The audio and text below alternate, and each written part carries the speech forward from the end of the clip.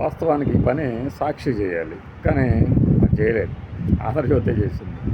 గత ప్రభుత్వం తాలూకు అవినీతి అంటూ ఏడవడం కాదు, ఇప్పుడేం జరుగుతుందో చూడండి అంటూ మట్టి మొత్తం స్వాహ అంటూ ఒక కథనం ప్రచురించింది. అది చూస్తే రోడ్ల నిర్మాణానికి అవసరమైనటువంటి కంకర, రోడ్ మైన్స్, ఇంకా ఏవైతే ముడి పదార్థాలు ఉన్నాయో అవన్నీ కూడా కొంతమంది వ్యక్తుల చేతుల్లోకి వెళ్ళిపోయాయి.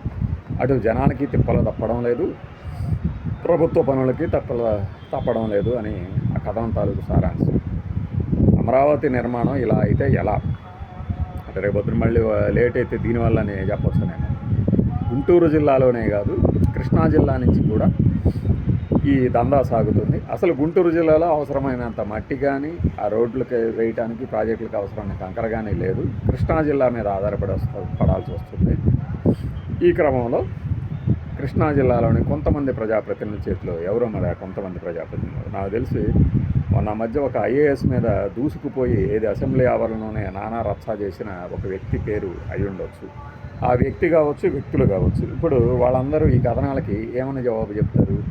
బహుశా సీఎం పేషీ నుంచే ఈ కథనానికి మద్దతు కూడా ఉండి ఉంటుంది నా అనుమానం అయితే. ముఖ్యమంత్రి గారు చెప్తున్నా కూడా ఏమీ వినడం లేదు, ఇష్టం వచ్చినట్టు చెడలగైపోతున్నారు అనే ఈ కథనం రాష్ట్రంలోని వాస్తవ పరిస్థితులకు అద్దం పట్టేది. సర్వేలు గిరివేలు ఇవన్నీ ఎందుకు? కళ్ళ ముందు జరుగుతున్నది ఏంటో తెలుసు కదా. మామూలు వాళ్ళకు కూడా ఇసుక, మట్టి, ఏ రకమైన కంకర మైనింగ్ అవసరమైన మైనింగ్ చేసి మన నిర్మాణాలకు అవసరమైనటువంటి ఏ రకమైన మెటీరియల్ కూడా దొరికే పరిస్థితి లేదు అన్నది ఆ కథనం సారాంశం. చదవండి, తరించండి. బాయ్.